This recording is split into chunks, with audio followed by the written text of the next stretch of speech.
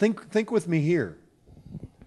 Did Joseph have enough authority in that house to probably not have to be with her in that house by himself?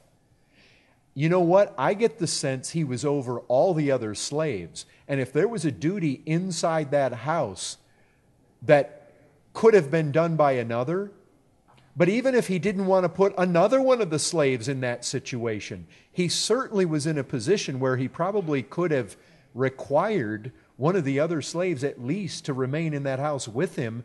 Because look, he was not ignorant. This didn't happen in one day. She was throwing herself at him day after day. You would have thought, and I would think, that if you were put in a position of authority like he had the ability to not be in the house, or he had the ability to require some of the other servants to never leave him alone with her. I believe he had it more in his power to have avoided that situation. Now, maybe out of ignorance, but look, how ignorant can you be when some woman is saying, lie with me? That's not even being discreet, folks. That's laying it all out on the table. You are not in the dark about what her intentions are. And if you fear doing that kind of sin against God, look, when you come to the New Testament, flee fornication. And I think if we're honest, he did not flee fornication to the extent that he should have. Now, I know when it came right down to it and she grabbed hold of him, he fled and he didn't do it. But the fact is, he certainly gave cause for accusation to be brought against him.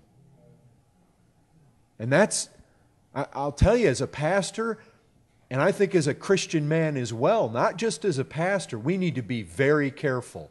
Because I'll tell you what, there's a devil out there looking to bring accusation against you. And even if you get into a situation where you flee and avoid the actual sin, if a wicked woman decides, young man, to bring a charge against you, even if it's false, it can stick enough to tarnish your reputation so that you have to suffer the consequences of it just like he did.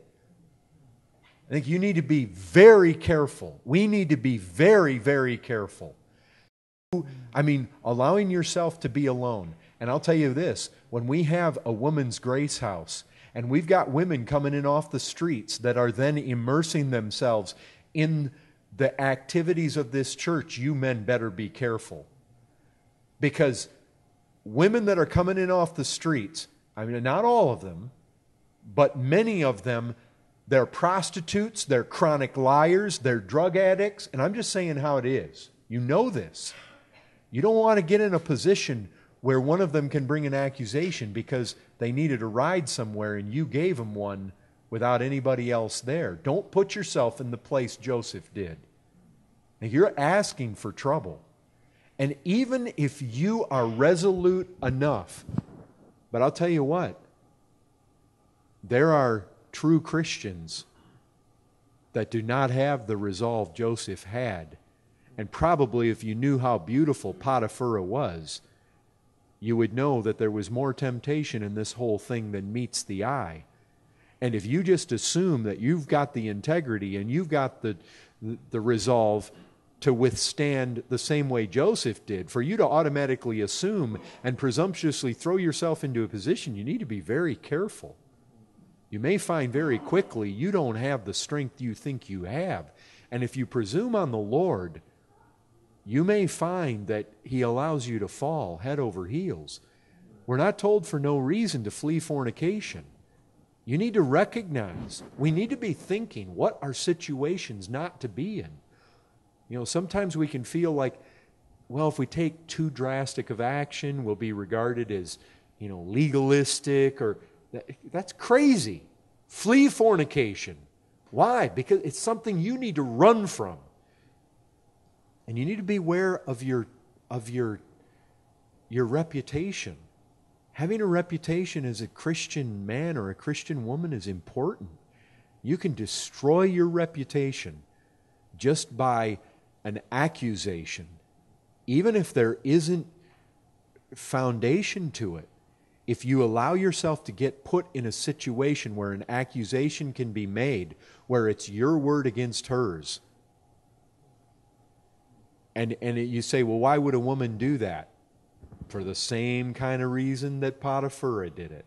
And when you have a devil prowling about to seek to devour people, and can I tell you something? Men, you fall into sin, and you may think, well, God can forgive it, and undoubtedly He can. But I'll tell you this, if you think that you can play with sin and not bear the consequences of it for the rest of your life, you're crazy. You can fall into such sin that will rule you out of certain ministry for the rest of your life. You can fall into certain sin where even though God will forgive you, the church will forgive you, it is a blot on you for the rest of your life. You can fall into sin and you can still go on and be used like David was. But David bore the consequences of his sexual sin till his dying day. It cost him his children. It cost him dearly. Don't think you can play with this fire and not get burned. It'll burn you and leave scars for the rest of your life. And believe me, God has an arsenal of ways to burn you. If you decide that you think, even as a Christian, you can play with it. You got to watch out. Look, there's no substitute for purity. Don't tarnish your reputation. I mean, I can tell you as a pastor, there are certain men in the church that unless God were to do something really supernatural, I will never let teach, preach, or be in any position of ministry simply because of the sloppiness of sexual sin in their life. I will not do it. You say never? Probably never. Why? Because there's standards. Look, you can fall into sin and still be a Christian. You fall into it too much, fornicators and adulterers don't inherit the kingdom of heaven. You better watch out. But there's degrees you can fall into and still be forgiven. But it destroys your testimony. And all it takes is once. Be careful. I caution you, be careful.